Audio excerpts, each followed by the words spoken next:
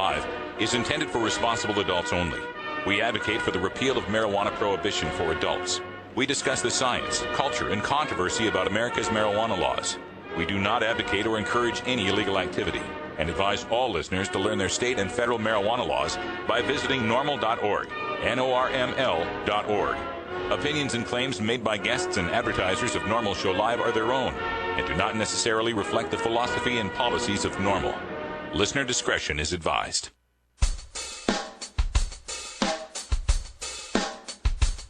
You take a seed, you plant it, you grow it, you dry it, you roll it, you smoke it.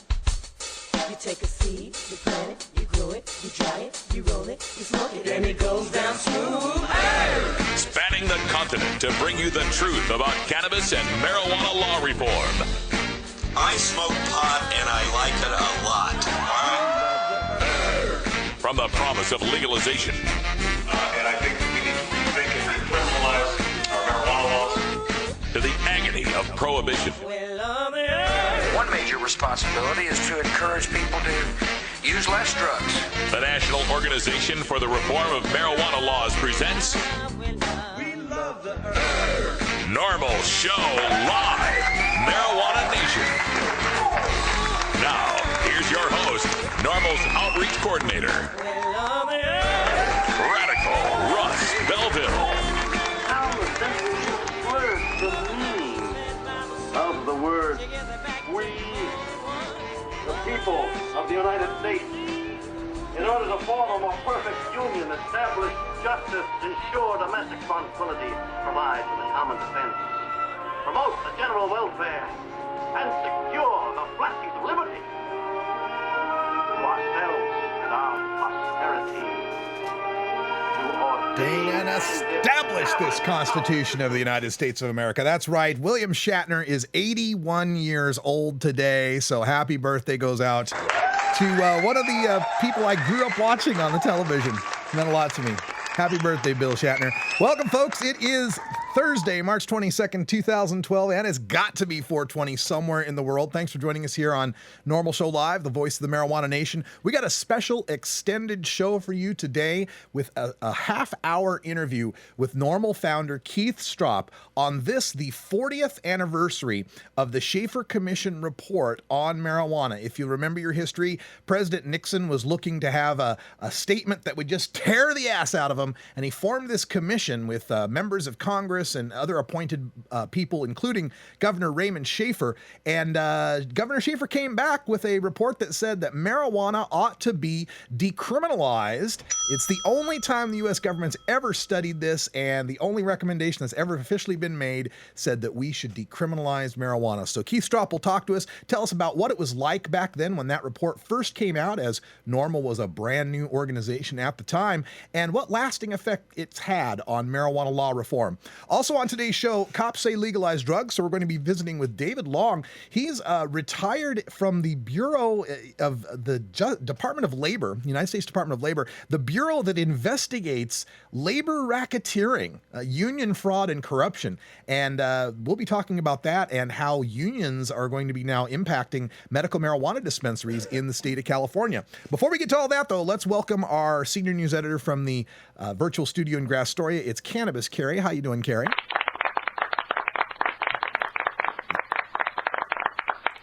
All right. Well, what do we have in the news stories today?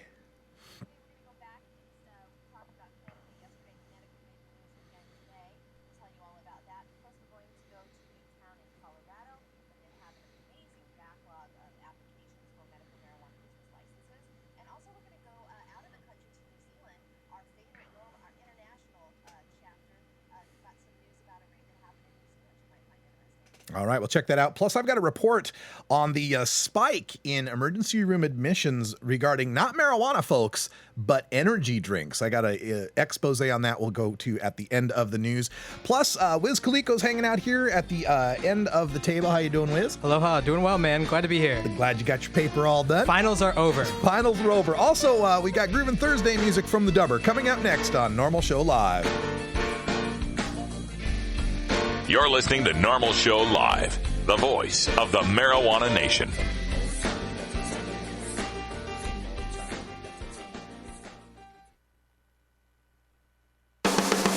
weedmaps.com. I'm Radical Russ from NORML. In my job as outreach coordinator, I travel every month, and when I'm on the road, I need a fast, accurate way to find the medical marijuana dispensaries in the area. So I turn to weedmaps.com. Weedmaps.com has the best dispensary locator online or on your mobile device. Search by zip code or let Weedmaps find you, and in seconds you'll have the addresses, phone numbers, and customer service reviews for the medical marijuana dispensaries in the local area. Weedmaps.com also has a section devoted to helping you find a doctor who understands and recommends medical marijuana under your state's law. You can even check prices on the Medical Marijuana Stock Exchange. Coming soon, you'll even be able to find the listings of NORML attorneys and chapters, local head shops and grow shops, and the best weed-friendly businesses. Weedmaps.com has the information you need to be an informed cannabis consumer. Visit weedmaps.com today, a proud sponsor of the NORML Network. Hey, what up? It's the Dirtball from the Cottonmouth Kings. You are now listening to the NORML Show live. Hi, I'm Radical Russ. One of the best things about marijuana is the wonderful aroma. But when you travel a lot like I do, that aroma becomes a suspicious smell. That's why I endorse stealth-products.com, the leaders in smell-proof containers. From smell-proof vacuum bags to smell-proof backpacks and duffel bags, all the way to smell-proof digital safes, stealth-products.com has you covered.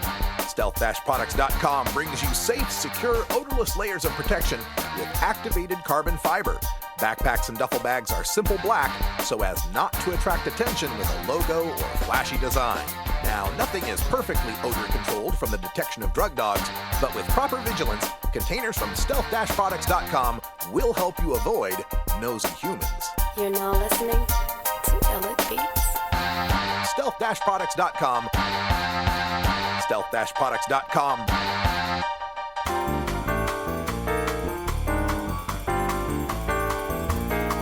Medical marijuana, industrial hemp, consumer cannabis.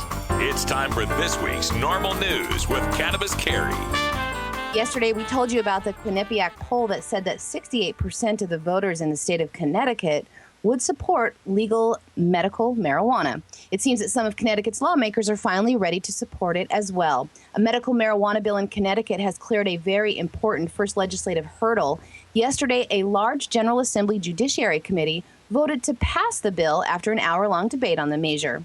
The General Assembly's Judiciary Committee voted 35-8 to pass the medical marijuana law for Connecticut. Similar bills have been introduced in Connecticut in recent legislative sessions and did not receive anywhere near the support, including a medical marijuana bill that never made it to the General Assembly last year for a vote. Connecticut lawmakers say that this is the best bill that they've had presented before them in a committee, and that it addresses many of the concerns of lawmakers from past attempts to pass a medical marijuana law. The bill would set up a thoroughly regulated system for licensing medical marijuana producers and dispensaries. It would allow doctors to recommend medical marijuana for qualified patients with debilitating conditions, but the recommendations would only be good for 12 months. Then the patient would have to qualify again.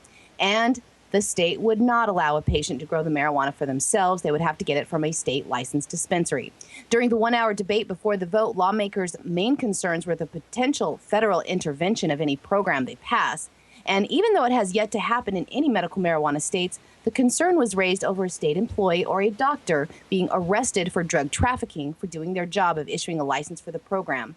But in the end, it was compassion that moved most of the lawmakers that made a shift to a yes vote yesterday. They listened to public testimony as well from individuals facing horrific medical circumstances who found great relief from marijuana, with the only side effect of it being society labeling them as a criminal.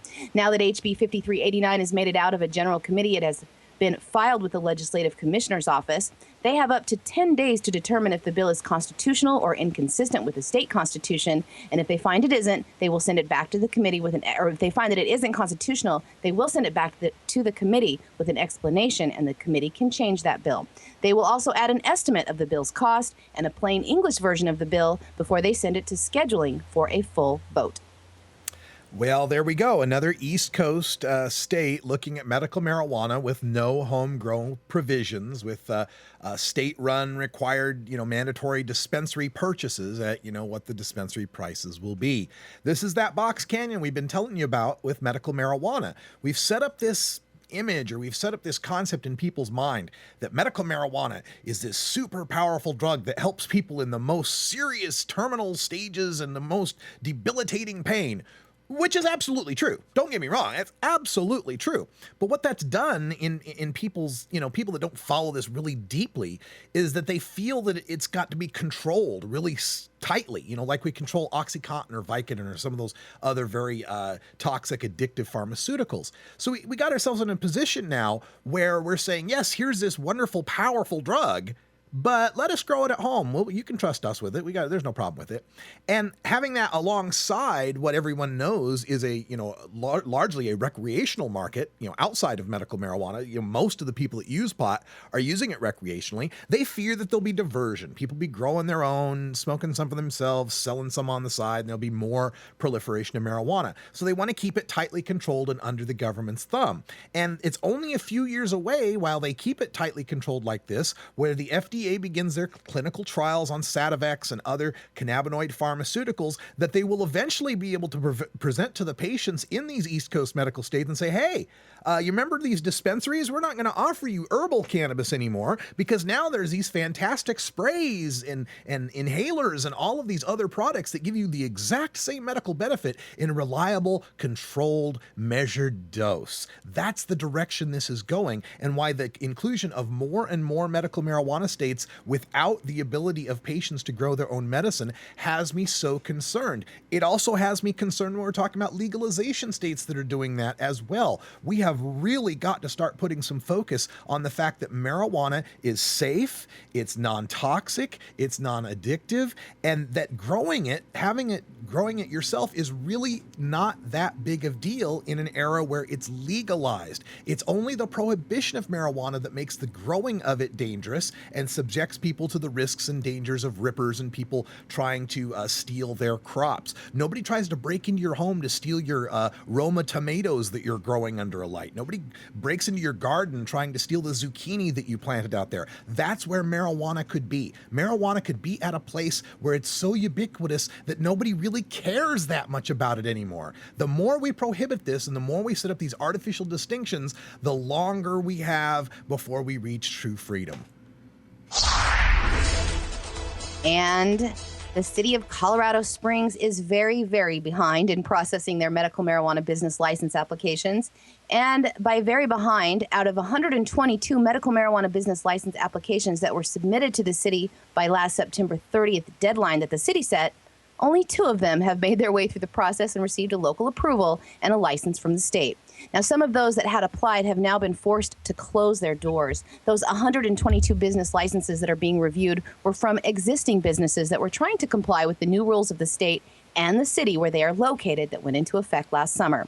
They had to pre-register for a license by that September deadline. Now, in an email to the Colorado Gazette from the commander of the Metro Vice Narcotics and Intelligence Division, said that there are a variety of reasons that this process is taking so long in Colorado Springs. Some of the reasons the city is so backlogged, according to Commander Thor Ellis, is that often applications are incomplete and are returned for corrections. The state is backed up with their own process and is delayed in forwarding and returning paperwork that is needed to proceed at the local level before the applications can then be forwarded to the state for the state's license. Also, the police department is responsible for conducting local and national background checks as well as financial background checks on the applicants and for investigating, quote, any ancillary criminal violations that are discovered and conducting audits on the applicant's locations. Now, in Colorado Springs, there are 16 businesses that have received a total of about 40 licenses from the city and are now waiting for the state to process that license application. A license enforcement officer that works in the city clerk's office in Colorado Springs says that they have 84 active applications in various stages of review at City Hall currently, and admitted that they thought it would only take between 3 and 9 months to get through all those original 122 applications. Now, those numbers leave about 20 applications that have either been withdrawn or flat out denied. Those that have been denied were mostly unable to move, and they weren't in a good location. At least two of the incidents, dispensaries were forced out by their landlords where they would not renew their lease, and unless you have a license in your hand, you are not allowed to move your location. Another dispensary in Colorado received a letter that they were too close to a private school. They had to close because they were unable to move locations either. So total number of marijuana businesses in Colorado Springs currently is roughly about 130. with only 2 of them that say they made it through the gauntlet and have received those licenses from the state. Look, can't we skip all this and just make pot legal? Everyone is just abusing this medicinal system anyway. It's ridiculous. Yeah, the reason why they're having so much trouble getting through this backlog is because of all the hurdles they're trying to clear that are set up in these regulations that make it more onerous to try to operate these businesses than it is to, operate any other sort of business. It's just ridiculous. They don't have these kind of backlogs on other legitimate type businesses that are trying to get out. But here we have to do these background checks. Let's make sure the people that are growing pot didn't get busted growing pot before. We wouldn't want any experts doing this stuff. It's just ridiculous. And once again, shows all the second class citizenship we have to live under because marijuana is still illegal for healthy people. A story out of New Zealand from Auckland, where police raided a warehouse this weekend where they got a tip that cannabis activists were selling marijuana out of a vending machine. A few people told the Auckland police that you could buy a gram bag of cannabis for $20 from a machine at a cannabis clubhouse. Police raided that clubhouse that night and seized the cannabis vending machine along with $27,000 in cash, some drug paraphernalia, and then they arrested 4 people at the scene. Police said they let another 16 people that were present at the raid leave the premises. The backpack where the cash was found had an additional pound of marijuana that was bagged up and ready to sell. The 3 men and 1 woman arrested were charged with multiple drug offenses, including possession and possession for supply. The warehouse is infamous in Auckland, and it is called the Dactory. It opened back in 2008 and had a membership of several thousand before Dr. Green, the cannabis activist who opened the warehouse, was jailed with an 8-month sentence beginning last June for selling marijuana and for allowing the warehouse to be used as a place where drug consumption takes place. Now, the 61-year-old is still in jail following that 8-month sentence he received in June of last year because in September, the Solicitor General appealed his sentence, saying it was too short, and the Court of Appeals tripled it to 23 months in prison. A compassionate judge offered a home detention instead for the 61-year-old Dr. Green, but Green rejected that offer, saying his conviction was politics. The club, the Dactory, was shut down to the public at that time, but was being used as the headquarters for New Zealand NORML. New Zealand NORML President Julian Crawford confirmed this week that, yes, the club had been back open for businesses from Wednesday through Sundays this year, and that the detectives got to the vending machine on a very busy night that after they had a few hundred sales. He said the machine has been very popular and said they were trying to inspire activists for them to see how things could be if cannabis was legalized. He said that the police had actually visited the club last week and announced that they were setting up checkpoints outside the club to interview people leaving the club.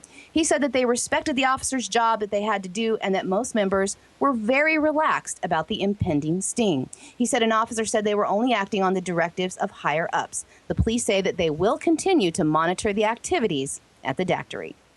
Yeah, and since this story involves one of our international affiliates, New Zealand NORML, there's not a whole lot of commentary I can offer at this time while the investigation is pending.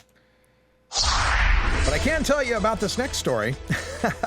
We got the note from Melinda Hogg, the U.S. attorney in California. They're going after all of these dispensaries. In particular, we reported on Berkeley Patients Group that they were going after. And the San Francisco Weekly blog finally got her for a sit-down interview to find out why it was they were going after these dispensaries. And she said, quote, "When a dispensary comes to my attention that is close to a school, a park, a playground, or children, that's a line I've decided to draw," right? It's all about saving the children. Now, never mind that some of these dispensaries she was shutting down were in the San Francisco's Tenderloin district, where there are strip clubs, porn shops, massage parlors, taverns, liquor stores, and open-air heroin and crack markets that are closer to the children than the dispensaries are. But apparently for the Department of Justice, it's all about the children. So I would like to encourage the Department of Justice to pay attention to the Today Show on NBC today that reported about 14-year-old Anais Fournier, who downed 2 24-ounce energy drinks one December day.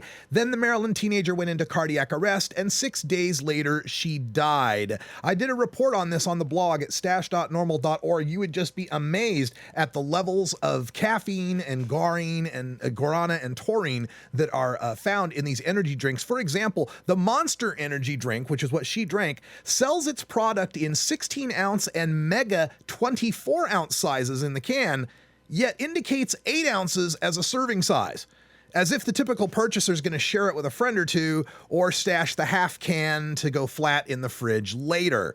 Their energy blend that's contained in a Monster drink is 2,500 milligrams of caffeine and other chemicals and guarana, which can have some pretty severe side effects when overdosed, like death, unlike pot. Maybe we should take a break. We don't have any energy drinks. No energy drinks here. Get something to calm us down at least. Yeah, it's funny. I'll talk more about this in hour 2, but plenty of research. Check out the blog. It's 20 after the hour, and we have to take a short break, if you know what I mean. Please support these sponsors who support NORML Show Live. Oh, have you ever met that funny reefer man? A reefer man. Have you ever met that funny reefer man? A reefer man. If he said he swam to China, he would say to South Carolina. Then you know you're talking to that reefer man.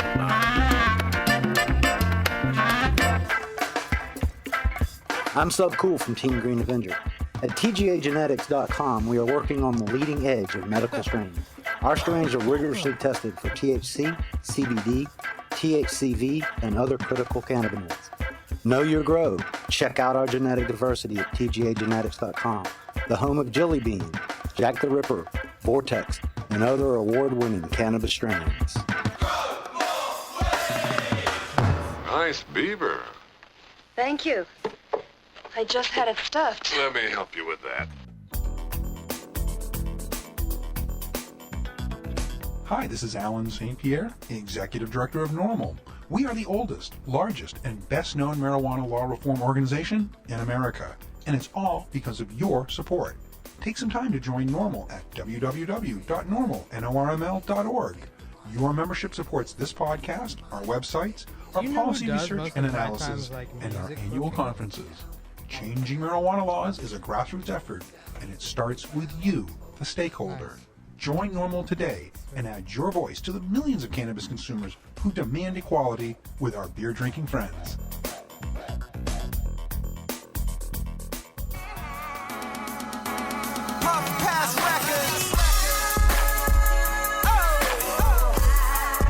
It's time for your daily Toker Tunes, the best in 420 friendly music from all genres that uplifts, entertains, and informs the public.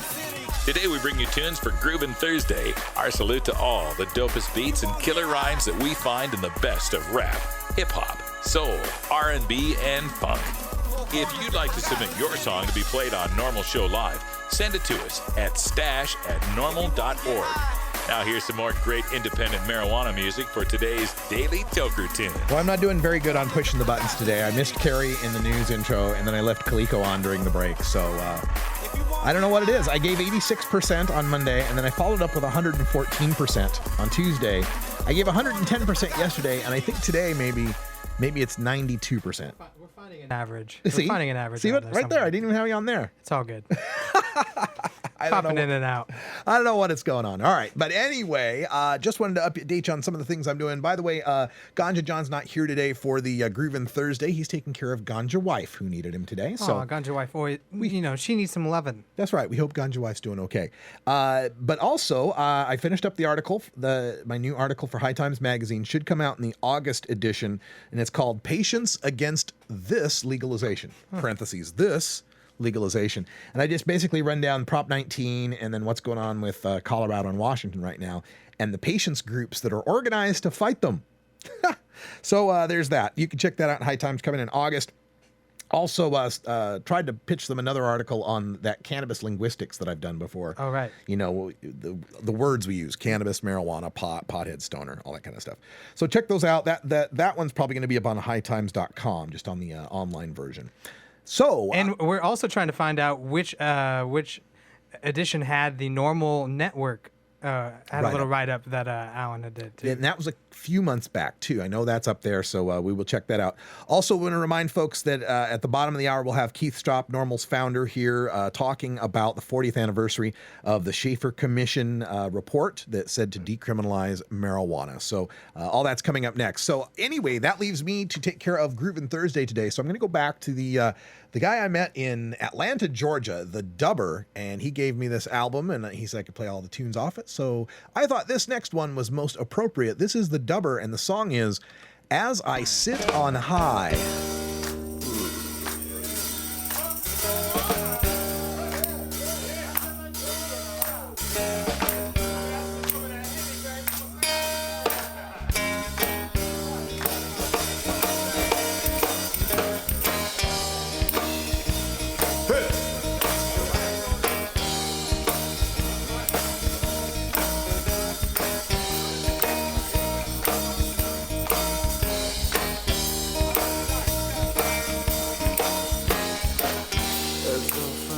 guitar, baby.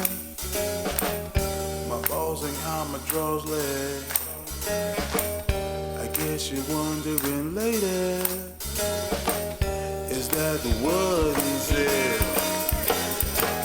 As I sit on high, you wonder why. As I sit on high, you wonder why. Just a woman told my mama he'll be the one. It ain't nothing gonna stop him until the job is done. As I sit on high, you wonder why.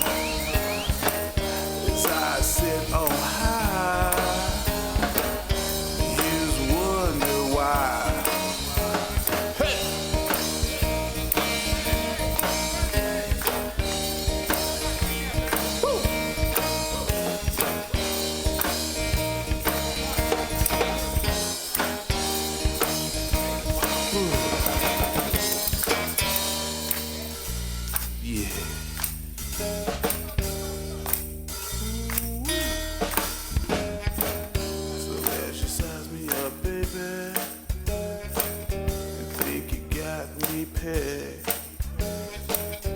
That's the key to the warning.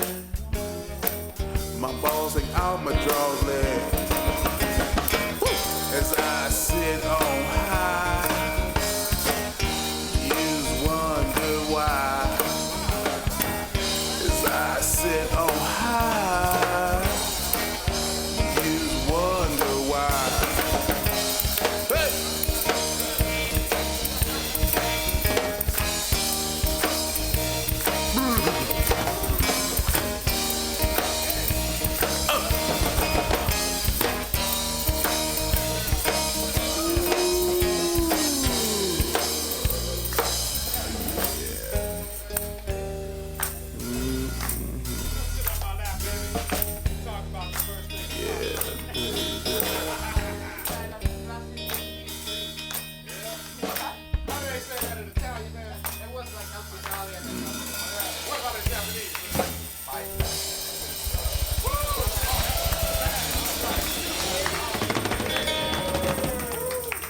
Boy, that's it.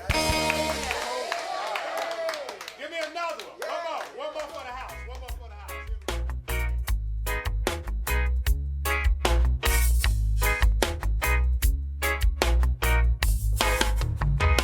Hey everybody, it's Wiz Khalico from the Ivory Island Hour, which comes to you live every Wednesday night at 8 p.m. Pacific on the NORML Network. I just wanted to let you know that two of my favorite bands are teaming up to spread good vibes across the land and are headed to a venue near you.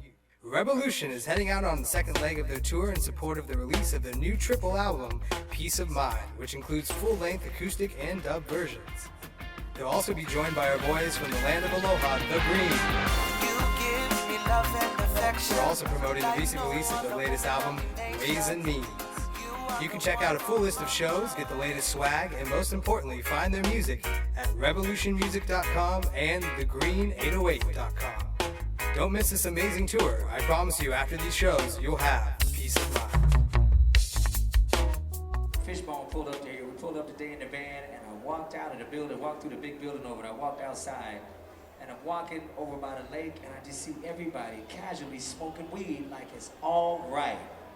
Like it's supposed to be like that. Because it is all right. Like you ain't got to worry about no police coming and asking you what you smoking or what are you doing here or let me see your driver's license. See, that's how they do it in Amsterdam. Everybody just out there chilling. Ain't nobody stressing. You go buy your weed at the shop. You go kick it, smoke your weed, walk the street, do whatever you want to, and you don't. Tune in to the NORML Network every weekday starting at 6 p.m. Eastern for our primetime lineup. We begin with an hour of daily Toker tunes, followed by NORML Show Live and Toker Talk Radio, live from Rolla J Studios in Portland, Oregon. Then you get 2 hours of recorded podcasts from national and international reformers, followed by our late night live shows at 11 p.m. Eastern. Then the whole 6-hour block repeats twice overnight. It's the NORML Network, your source for the best in marijuana media. One of the most disturbing elements of the war on marijuana is how it's made police the enemy of otherwise law-abiding cannabis consumers. Fortunately, one group of police officers knows firsthand the futility of the drug war and reaches out to the community and to current law enforcement to end our war on drugs through legalization. It's time now to speak to one such officer in our continuing look at law enforcement against prohibition. All right, folks, welcome back. And we are joined now by David Long. He's a former special agent with the U.S. Department of Labor's Office of Inspector General, the Division of Labor Racketeering, and he's in the San Francisco Bay Area of California, joining us by telephone. David, welcome to the show. Thank you, Russ. I'm happy to be here. You know, this is a very interesting background you bring to the interview today, Division of Labor Racketeering. Explain to people what your job was.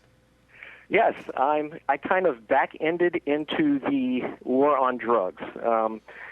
As a special agent with the Office of Labor Racketeering, I was primarily tasked with investigating non-drug-related organized crime involving union, labor corruption, pension fund corruption, racketeering crimes that extended to maybe extortion, fraud, and so that was the task of my job as a special agent. However, as a law school, don't hold it against me, but I have a law degree. Oh, no. We know plenty of lawyers here at NORML. Don't worry about that. Oh, okay. As a young intern during law school back in the late 1980s, I had the opportunity to intern in the U.S. Attorney's Office in Philadelphia. And there I worked with some DEA agents as well as assistant U.S. attorneys on some crack cocaine prosecutions in North Philadelphia, and watch people being sentenced, young people being sentenced to decades in prison. That I was somewhat uncomfortable at the time watching that, but I was still probably an advocate of the war on drugs, not really knowing any better. At that time, I ran into an assistant U.S. attorney that actually was getting transferred out of drug prosecutions because of his concerns about it, and that kind of stuck with me.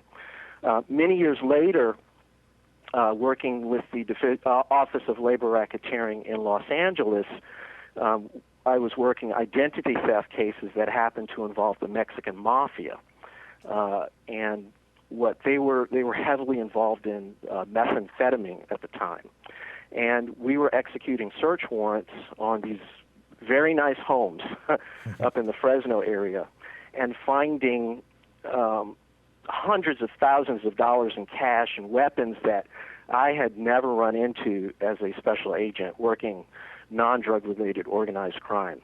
And what it turned out to be was these Mexican mafia group street gang was actually stealing identities to for two reasons.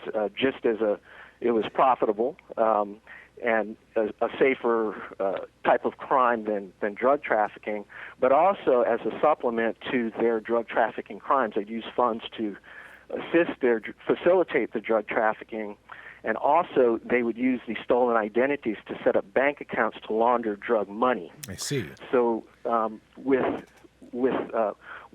running into that as essentially a white collar criminal investigator, we were really, if push comes to shove, totally outmanned, totally outgunned by these people. I was a firearms instructor for our office, for our region, and we were running into weapons that, if had been used against us, we would have no chance.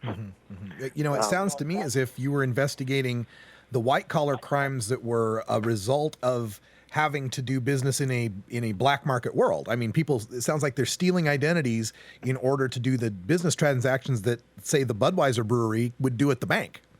Oh, absolutely. Absolutely. If organized crime is taken out of the equation, everyone is safer. Innocent lives are saved. Law enforcement officers' lives are saved. And it's a better world all around. So you said you had an inkling about the war on drugs, perhaps not being effective when you saw these folks getting busted and serving these lengthy sentences, and also how you did these raids on the drug involved crimes and found them to be heavily armed and very wealthy. Was this just a gradual awakening to this, or can you point to one particular raid or moment where there was an epiphany? Yeah, Russ, I don't have an aha moment. I think it was more of an evolution. Mm-hmm. I think the seed was planted for me back in the U.S. Attorney's Office as an intern during the 80s when I felt uncomfortable watching these young people being sentenced to decades in prison. However, I was more of the mindset then of they do the crime, they do the time. Sure. But I did listen to that prosecutor, and who I very much respected, and heard him call the war on drugs stupid. And that did stick with me. Many years later, as a special agent dealing with the issues that I just spoke about, it really hit home. And then now, as doing my work as a professor of criminal justice and legal studies, and reflecting back on my work with organized criminals, it's clear to me that drugs should be legalized, controlled, and regulated. And that is the only way we're going to get the criminal element out of the drug scene. Yes, it's and that brings up something that I had mentioned in a debate I was a part of a couple of weeks ago, where my opponent tried to downplay how much revenue that marijuana legalization actually contributed to these organized crime figures. Basically, the argument, they're not going to go away. They're still going to be bad guys. They're still going to commit crimes. And my response was, well, why would we want to give them any market share of anything? Why would we want to fund them? How much do you project, or can you project, would be the effect of legalizing marijuana, even in one U.S. state, to these organized crime barons?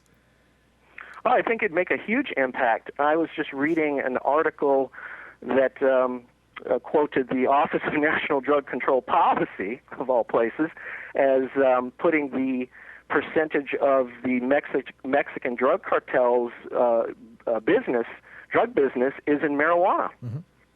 Alone.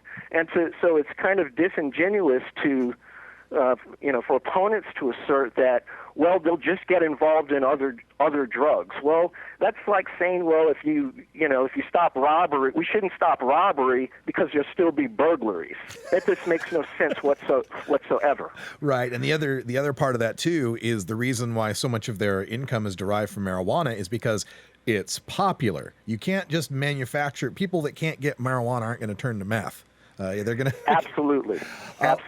We're speaking with David Long, a former special agent with the Department of Labor in the Division of Labor Racketeering. And so when we're speaking of labor, this is actually organized labor is now something that is becoming an issue with respect to the medical marijuana industries that are formed in California and Colorado. And I want to point you to an article that just came out of the LA Weekly today entitled "Marijuana Dispensary Workers Taken In by Powerful Labor Union UFCW." That's the United Food and Commercial Workers Local 770, taking them in and going to announce tomorrow that healthcare and grocery workers will welcome the medical cannabis workers and their successful organizing campaign into the union. So with your background in studying unions and working with unions, and of course this isn't to say that all unions are bad or corrupt or anything like that, but as we're moving into this world where medical marijuana is becoming more legitimized and unions are going to be a part of this with respect to the labor, what tips can you give us about dealing with labor in these situations? It's very interesting. I wasn't familiar with that. I'm not sure what tips I might have. I'm encouraged by that. However, I have some pause.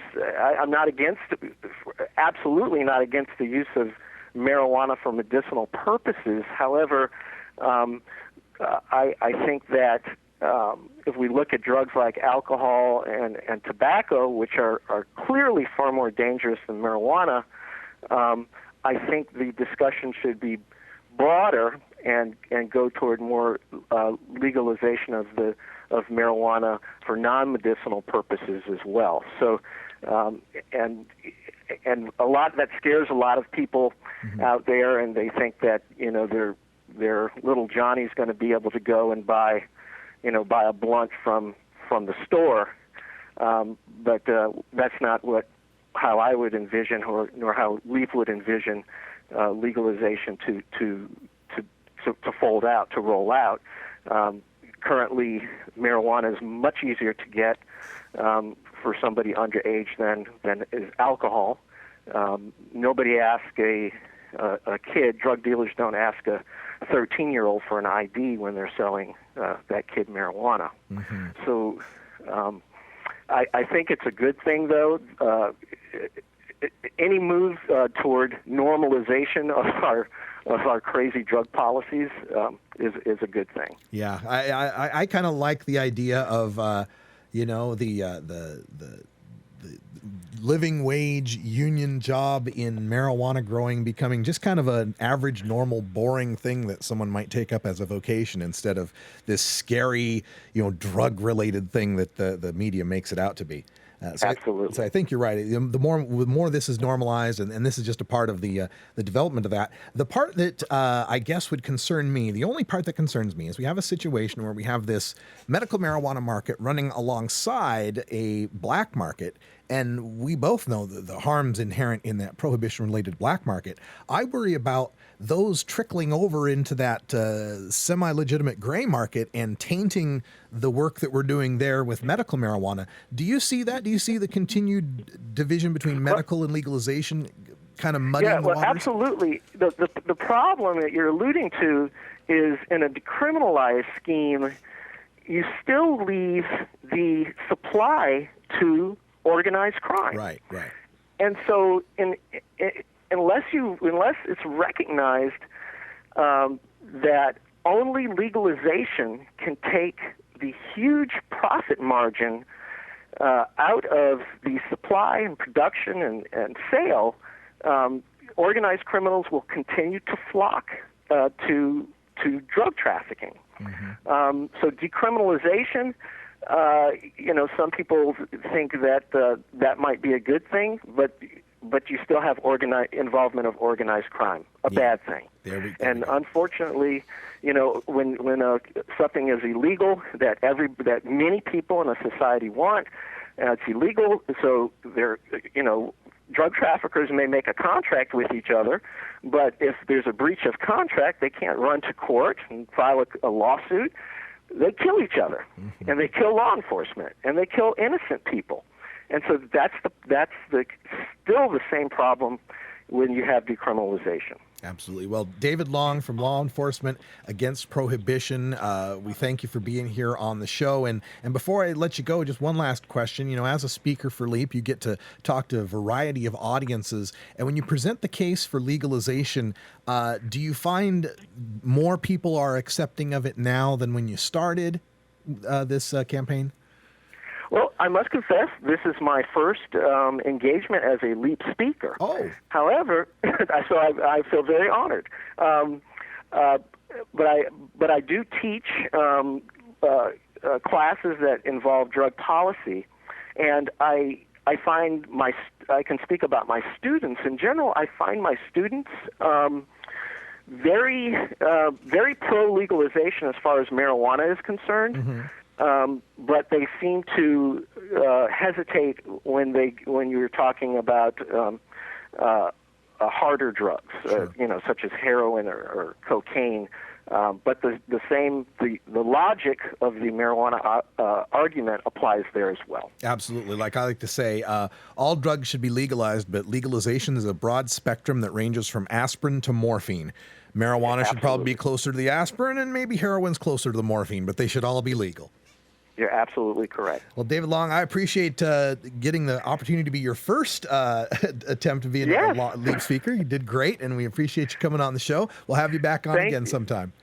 I look forward to it. Thank you so much. All right. Thanks a lot. And when we come back, we're going to have an extended interview with NORML founder Keith Stropp. We're going to run over the edge of the top of the hour, so stick around for that. And then after that, a little time for Toker Talk Radio. We're going to talk about Trayvon, that killing that's in the news, and more. Stick around.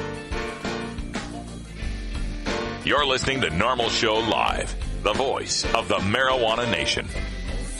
I can't believe I'm riding around in Cheech's van. The van made of weed. It's not made of weed. Oh, what's it made of? Hash? Shrooms? Lysergic acid diethylamide? No, the van is just made of van. Oh. Russ Belville. Yeah, he's a scurvy dog. Marijuana and alcohol are the two most popular recreational drugs in America. Marijuana smoking is non-toxic, relatively safe, and has a low risk of dependence. Alcohol drinking is potentially fatal, dangerous to society, and is quite addictive.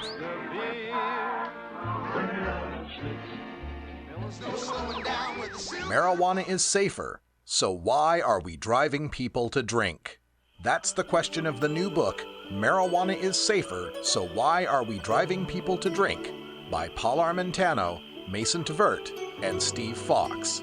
Visit Amazon.com or ChelseaGreen.com today to order your copy of Marijuana is Safer, or visit marijuanaissafer.com. All right, folks, as we mentioned earlier, today is the 40th anniversary of the release of the Shafer Commission report, the one that recommended decriminalization of marijuana to President Nixon, and the one that President Nixon promptly threw in the garbage, and then started the war on drugs that we're all enjoying today.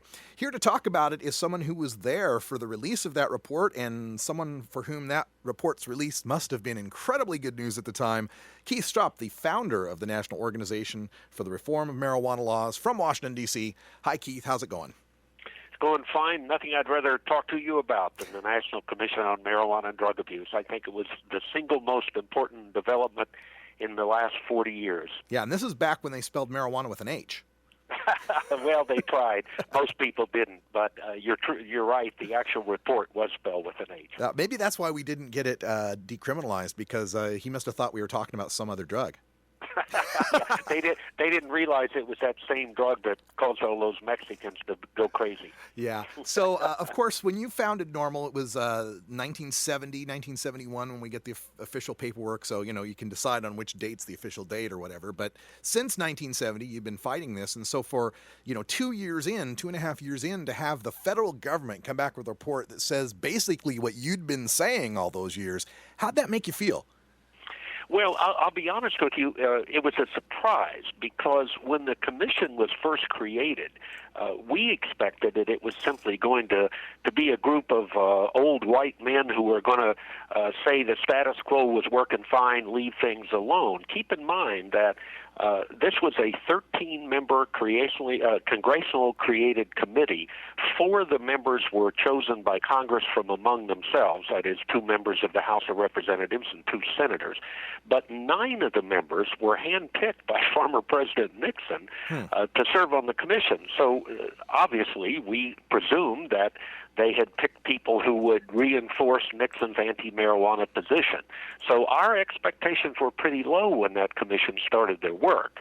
And in fact, the first exchange I had with the commission, NORML had only been in existence a few months, and I read that they were going to hold their hearing in Washington, D.C., and I sort of naively sent a letter to the staff director saying, hi, my name's Keith Stropp. I've recently founded a group called NORML, and we'd like to testify at your hearing.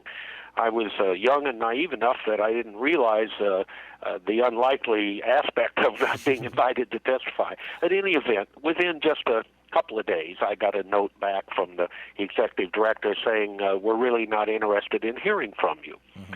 Well, at that phase, I thought, well, I can't be deterred totally, so I had been working closely with former Attorney General Ramsey Clark at the time, and Ramsey, in fact, had been Attorney General only a few years earlier before that, so he was still a prominent American, and I had been working with him to get NORML up and running, so I went back to Ramsey Clark and said, Ramsey, would you be willing to testify on our behalf if we can get you invited? And he said, sure, I'd be happy to. So I get back in touch with the commission and said, well, how about this? Former Attorney General Ramsey Clark would like to testify on our behalf. And sure enough, within a day or two, I had a note back saying, Mr. Stropp, we're not interested in hearing from you or from Mr. Clark. Oh, and at that point, I simply went to the media, and naturally, the media wasn't particularly concerned about whether the the commission wanted to hear from NORML because nobody had heard of NORML at the time, but they were a little surprised that they weren't interested in hearing from a man who just a couple of years earlier had been the Attorney General of the United States. And so there were major stories in the Washington Post and the New York Times saying, Commission refuses to hear from former Attorney General Clark.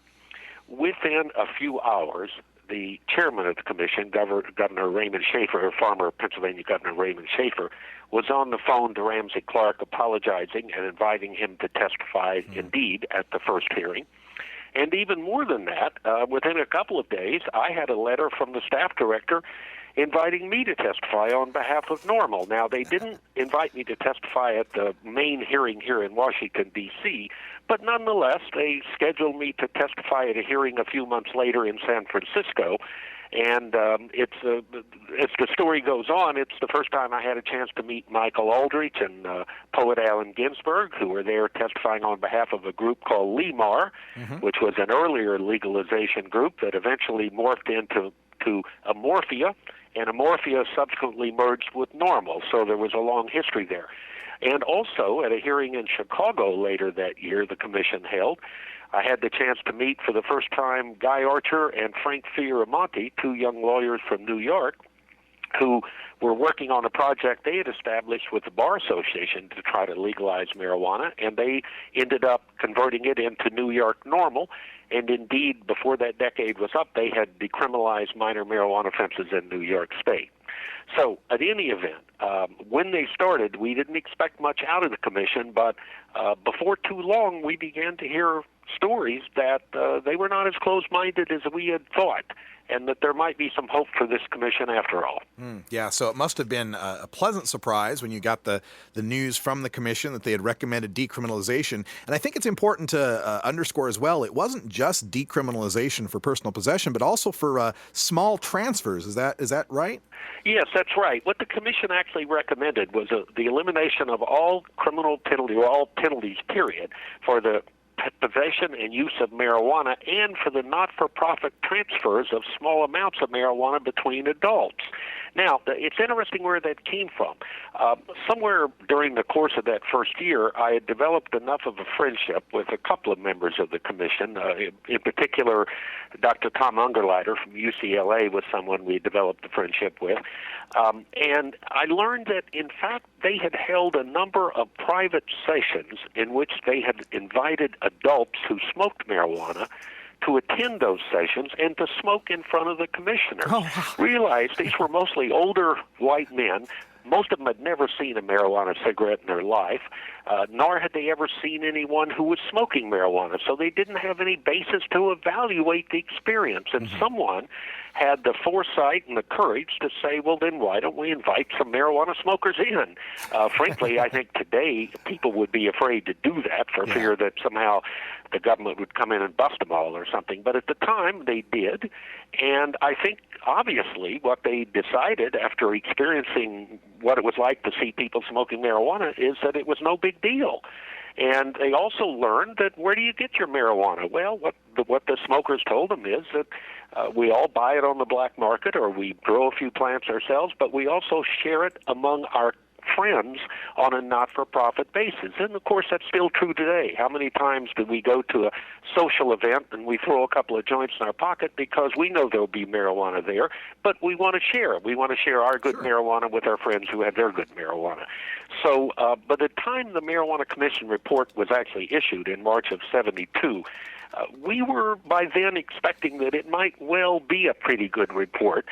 We were hoping it was going to recommend full legalization, and when it came out and did not, when it came out and just simply recommended decriminalizing the marijuana smoker and decriminalizing minor not-for-profit transfers, we actually had an internal debate for a month or so at NORML, unsure as to whether we should complain about what we did not receive or whether we should celebrate what we had received. And, of course, after just a few days of kicking it back and forth, I think we all came to our senses and realized that this report was, in fact, an incredibly significant step forward in the public policy debate on marijuana. It's the first and only national commission we've ever had in this country to focus on marijuana policy, and the idea that it was handpicked by an anti-marijuana zealot, Richard Nixon, and yet they still came back and essentially agreed with our basic position that there's nothing wrong with the responsible use of marijuana.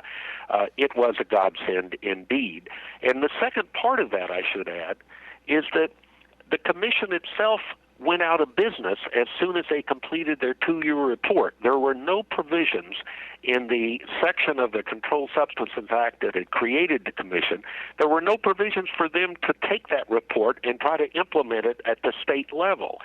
So NORML was the only group around to do that, and indeed, as a young, idealistic public interest organization, we were only too happy to take that report and to pick some good witnesses from around the country, and we basically went around, and if we could identify any state legislator in any state who was willing to introduce a marijuana decriminalization proposal, we would fly witnesses out to support that proposal at no cost to the legislator or to the legislature, and make sure that that they were not embarrassed by introducing the bill. And in fact, they came away feeling that it was a good thing they had done. Now, the first several, of course, didn't get passed, and we weren't sure which states were going to adopt it and which weren't, but there were a number of states considering it in 72 and 73. As it turned out, Oregon was the first state to finally adopt the version of decriminalization in 1973. But by 1978, we had adopted decriminalization in a total of 11 states, and at the time, we thought the wind was behind our back and that there was no stopping this. Within just a few years, we expected to have decriminalized marijuana throughout the country. The reality was that we were unaware, but the mood of the country was becoming far more conservative by the end of the 1970s, and we didn't win another statewide victory. The last state to win that we won during the 70s was Nebraska in, I believe, 77. It might have been 78. We didn't win another single statewide victory until 1996, when California adopted the legal medical use of marijuana. We went 18 years without a statewide victory. But again, it wasn't that we were doing anything wrong. It was that the mood of the country had turned against us, and about all we could do was keep our head below the firing line. Yeah. Fortunately, starting in about 1990, as you're familiar with those various polling surveys, we can demonstrate that the mood of the country began to come back in our direction, and it's been a steady but slow climb in our direction ever since. And if it continues for another 3 or 4 or 5 years, I think without question, we're going to have a handful of states that will have fully legalized marijuana in this country. All right. We're speaking with Keith Stropp, the founder of NORML, on this, the 40th anniversary of the Shafer Commission's report recommending the decriminalization of marijuana for adult use. And, of course, that report, instrumental, like you said, in gaining decriminalization throughout the 1970s with 11 states that passed decrim. But it wasn't the first government to ever report on this. It was the first federal, national United States report, but we had the LaGuardia Commission report, British East India Hemp report, even going back to 1894. We don't have a single government that's looked at this yet that said we ought to be criminalizing pot smokers. So was it just the national scope of this that made this have more impact than, say, LaGuardia's study?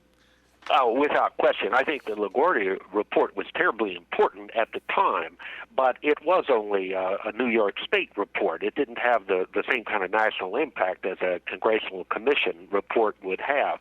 And also keep in mind that having lived through the 50s and the 60s when everything was marijuana leads to heroin and marijuana's dangerous and marijuana's reefer madness, there was an enormous amount of misinformation that was prevalent at the time, and not just zealots. I mean, the average American thought that marijuana was an incredibly dangerous drug and that using it inevitably led to being addicted to heroin and other far more dangerous drugs. So to try to legalize a drug when so much misinformation was around was almost impossible. And the real value of that Marijuana Commission report was that they simply had the resources of the federal government at their disposal. They had access to every report that had ever been done. They had access to every researcher. They gave every person that felt strongly either way about marijuana a chance to voice their opinion, and the bottom line was they concluded that marijuana smoking is no big deal and it simply did not deserve to be treated as a criminal matter. And that is the essence of our position even today. So I literally do not believe we could be in the position we're in today, but for that report back in 1972. We were disappointed that the Congress did not act on it, of course, and we were disappointed that more states didn't act on it immediately. But nonetheless, over the longer haul, what's clear is it was, I think, the single most important development in the marijuana legalization field since 1970 when we came into existence. Right, and for younger listeners, understand the tenor of the times then with Richard Nixon coming into office as, with his tough on crime platform, and just the year prior had declared drugs to be public enemy number one. In setting up this commission, there's even a famous statement from his White House tapes where he says, I want a goddamn strong statement on marijuana, one that just tears the ass out of them, and something else about the Jews, apparently. What the Christ is with the Jews, Bob? So Nixon was coming into this, with a racial hatred, a kind of an anti-Semitic hatred of marijuana legalization. Did you ever think there was any possibility that he would take seriously the recommendations of this commission? No, honestly, we did not. In fact, what I was kind of amazed at the time was that they had done such a poor job of vetting the candidates that they were picking for the commission, because clearly, if they would have wanted to, if they would have been thorough in their work, they could have found 13 people who shared Nixon's outrageous views on marijuana, and they could have gotten a report back that simply said the status quo makes sense. Let's stay with this war on marijuana. So on one hand, it was their own fault. They were careless when they picked their candidates, and they inadvertently included some people that wanted to do the right thing, wanted to find out the truth about marijuana and act accordingly. Oops, but honest researchers. Even then, we knew, by the way, even then, that there was no way in hell that Nixon was going to pay any attention. He had even said to Raymond Shafer at some point that don't even think about coming back with a legalization recommendation. And when the report was made public, generally the procedure is the White House invites the committee members to come to the White House for a reception, and there's a social event, and he officially accepts the report. Because he didn't like their recommendations, he told them just to have the report delivered to the White House. Yeah, try to bury it on a Friday, and I guess luckily for Nixon, or luckily for us maybe, no Fox News existed back then to amplify some of his rhetoric like that. Speaking of these presidents, and we had Nixon with his strong statements, and then, like you said, the wind was at your back. You got this recommendation. Watergate happened. Ford kind of just stumbled around for a while, and then Jimmy Carter ran for president, calling for decriminalization at the federal level. So it was an amazing time. But then come 1980, we get Ronald Reagan saying he's got evidence that smoking one marijuana cigarette is equal to brain damage of being on Bikini Island during an A-bomb blast. I mean, the rhetoric. It was the time. It was the advent of what's called the parents groups, which we'd never heard of until the late 70s, early 80s. It was Nancy Reagan and her silly "Just Say No" campaign, as if somehow if we just said no enough times, drugs would disappear. Yeah. And it really was a kind of return to the 1950s. But nonetheless, for about 15 years, that was pretty much reflective of the mood of the majority of the people in this country. It's never clear to me what factors contribute when the mood of the country becomes more liberal or more conservative, but I'll tell you, having lived through it, the one thing I came away with is I'm never certain that things are going to continue in our direction just because we've had a good year or a good 2 or 3 years, because I saw it turn around in just 2 or 3 year period at the end of the 70s, and then I saw it turn around again in our favor in the early 90s. So again, when I am asked to project into the future, I am far more cautious today than I was back then. Yeah, I feel the same way. I worry about the pendulum swing back and how quickly it can happen, and sometimes without warning for those of us who have stars in our eyes with regard to legalization. By the way, one thing, Russ, that might be worth mentioning, even when the pendulum of public opinion turned against us, we managed not to lose a single one of those 11 decriminalization laws. Now, it's not that our opponents didn't try. I can assure you that in the majority of those states, our opponents immediately began to introduce bills to recriminalize marijuana. And in a couple of states, we were very close to losing those. But in the end, we managed to retain all 11 state laws. And then by the time the mood of the country came back in our direction in the 90s, we've since added, of course, a couple of more states to that list of decriminalization states as well. Plus, the debate now is not just decriminalizing the user, but as you know, there are a number of states where they are seriously considering full legalization, where there would be some sort of a system where consumers could buy their marijuana in a safe and secure environment, something probably analogous to the alcohol model. So we're moving forward, and as I say, I can't guarantee I'm going to be around long enough to see it, but I think for most of our listeners, they will indeed see full legalization within just a few years. Yeah, I certainly hope so. It can't happen soon enough. Now, Keith, with respect to this Shafer Commission that we're talking about here, what would it take to get the federal government to revisit this issue? I mean, there's been so much change since the 70s, and even some of their claims where they'll say, oh, the marijuana is more potent, or they worry about medical marijuana in all the states that have it now. What could we do to get a new Shafer Commission? Well, strangely enough, because the original Marijuana Commission ended up with a report that was far more honest and factual than most of the people expected, it probably makes it more difficult for us to get a new Marijuana Commission today. I would love to see a new commission established. I think with the science behind us today, there's lots of positive science that simply wasn't available back in the early 70s, but it is today. And I have no doubt that any kind of a reputable national commission that took a look at this policy today would not just recommend that we legalize medical use, they would recommend that we fully legalize the responsible use of marijuana for all adults. And so I would love to see another commission established. A little history on how the first one came about. The Congress was having to pass a new drug act because the prior act had been held unconstitutional. Former Harvard professor Tim Leary had been caught. He was busted bringing in a sizable amount of marijuana from Mexico at one point and didn't have a real factual defense, so his lawyers mounted a full court press on a constitutional challenge to the law, and sure enough, ended up winning it. So there were a period of a few months in late 69, early 70 when there was no federal anti-drug act. So Congress quickly put together what's called the Controlled Substances Act of 1970. And mostly that's a terrible act, and it's harsh, and it's got tough penalties, and it has marijuana classified in Schedule 1, claiming it has no medical use, etc. But the one good thing about that act, former Congressman Ed Koch from New York, and when he was a member of Congress, he was a very progressive congressman. Now, later, when he was mayor of New York, he was not nearly so liberal, and when he was a radio talk show host, which I think he still does, he's actually a conservative. But at any event, at the time, partly at our request, Ed Koch was willing to insert language into the Controlled Substances Act that would establish this National Commission on Marijuana and Drug Abuse. And it was sort of his trade-off that he would support this act if they would be willing to put this study group in. And I think most members of Congress figured, well, it can't do any harm, go ahead and approve it.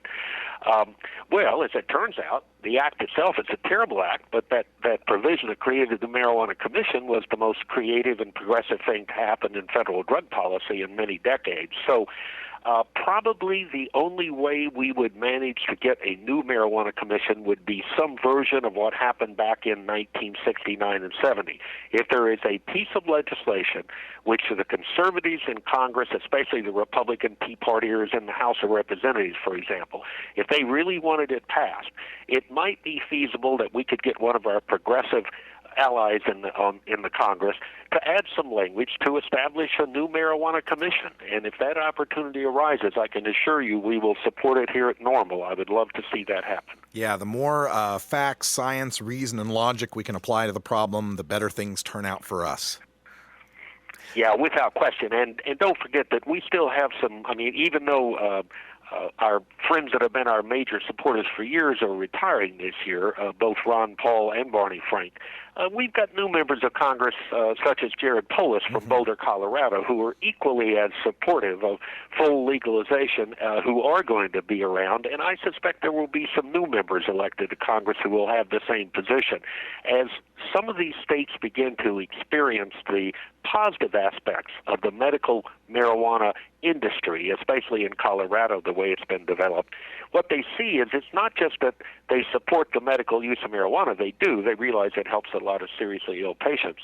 But what Representative Paulus talks about is the fact that it has attracted young entrepreneurs who created new companies and created new jobs. It's brought new industry into their state. So they see it as filling a badly needed void, creating jobs and creating new industries. And obviously, as more and more people see that firsthand, we're going to have people supporting legalization regardless of what they think about marijuana, simply because they recognize it would be good for the economy of their state. Yes, I hope they can see that. I do worry about some of the pendulum swing back on medical with regard to the medical marijuana industry. We saw Montana actually repeal their medical marijuana only to be saved by a governor's veto. Since then, their patient numbers have dropped by half and their caregiver numbers have dropped by 90%.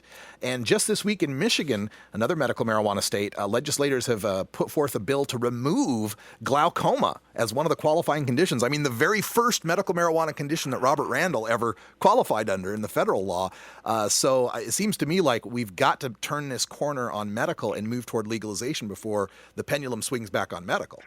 Well, I think what we're seeing there is what we all kind of knew was going to happen if we abused those medical laws.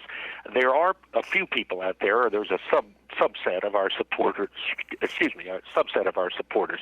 who believe that all use is medical use, or at least they believe that if we define medical use broadly enough, then everyone in America can qualify. The problem with that, of course, is, number one, it's basically dishonest. Most people who smoke marijuana do not use it in any traditional medical sense. They smoke it because they enjoy the effects. It helps them relax in the evening, etc. But also because if, in fact, people see, non-smokers see healthy-looking people appearing to be getting medical marijuana and turning around and selling it in the parking lot to young kids, you can imagine the backlash that causes. Mm-hmm. And, of course, that's exactly what's happened around the country. In the states that are currently considering new medical use laws, in order to avoid the problem with diversion that they see on the media from mostly California, frankly, is where most of those stories emanate from. But there was too much of that in Montana as well, where, for example, there was one fellow who was providing medical recommendations by Skype. In other words, he didn't even have to meet the patient or see the medical records. Well, obviously, those are shams. They're not real. We shouldn't be trying to have healthy Americans smoke marijuana under the basis that they're sick. At NORML, we have always considered this is only incidentally about marijuana. It's really about personal freedom. And we're not willing to pay some pot doc a couple $100 and act like we're sick in order for the government to leave us alone. We need to win the right to smoke marijuana regardless of why we smoke. It's none of the government's business. So I couldn't agree with you more. Yes, we want to continue to pass medical use laws in states where they don't yet have it, but we want to focus those laws on seriously ill patients. For those of us who smoke recreationally or for personal use, let's take the time to fight and win full legalization so we don't have to act like we're sick in order to be left alone. All right. And one last thing before we let you go, Keith. Of course, the big holiday is coming up next month. We're a little less than a month away. 420 is coming. And we will be together in Denver, Colorado, if people want to meet us. Tell folks about what we're doing in Denver and Colorado NORML. Yes, we will, both Russ and I will be at the High Times Cannabis Cup on April 21st and 22nd. We'll have a NORML booth there and a Colorado NORML booth. We'll also be participating on some panels, including one in which we're going to be talking about this challenge of refocusing the political attention from simply medical use to full legalization, and how to do that in a manner that doesn't undermine the rights of the protections that patients currently have in these various states. We also are going to be having a meeting to reorganize Colorado NORML so that we're up and running and effective, and the purpose of that primarily is to support that full legalization initiative that has qualified for the ballot this fall in Colorado. It's important that NORML be there and be speaking on behalf of the consumers in support of that initiative. So if any folks are from the Denver or Colorado area and have the chance to come in, please come into the NORML booth, introduce yourself, and let's see if we can't plug you into the Colorado NORML effort. All right, it's exciting with 2 states voting on legalization here, at least 2 states in 2012, maybe more. We'll see what happens, but it's an exciting time to be a reformer. And Keith Stropp, the founder of NORML, we're excited that we're very thrilled, actually, that you got it all started for us back in the 70s and are continuing to help us today. Thank you. Nice to be with you, Russ. All right, we'll see you in Denver in April. You betcha. That was Keith Stropp. We spoke to him yesterday, actually, recorded the interview because he had so many interviews to do today regarding that 40th anniversary. Always good to talk to Keith, fountain of knowledge, especially when we talk about the genesis of NORML and this war on drugs that we are going to continue to fight. We're going to end it. We're going to end it in Keith Stropp's lifetime. That's my goal, and I hope it's yours as well. We got to call it a day here on the podcast, but stick around. We still got more of this hour 2, which is really 45 minutes now that we went extra long here on the podcast. But Wiz Khalico's here, Cannabis Carry's on the line, and we will keep it going here. And take your calls at 971-533-7111. Also, I'm going to talk a little bit about the case of Trayvon Martin. We'll talk about that and more coming up here on Toker Talk Radio. So for Wiz Khalico and Cannabis Carry, I'm Radical Russ. Thanks for joining us. And until next time, take care of each other, Tokers. We love the earth. This is NORML Show Live, the voice of the Marijuana Nation. You plant it, you grow it, you dry it, you roll it, you smoke it. You take a seed, you plant it, you grow it, you dry it, you roll it, you smoke it. You take a seed, you plant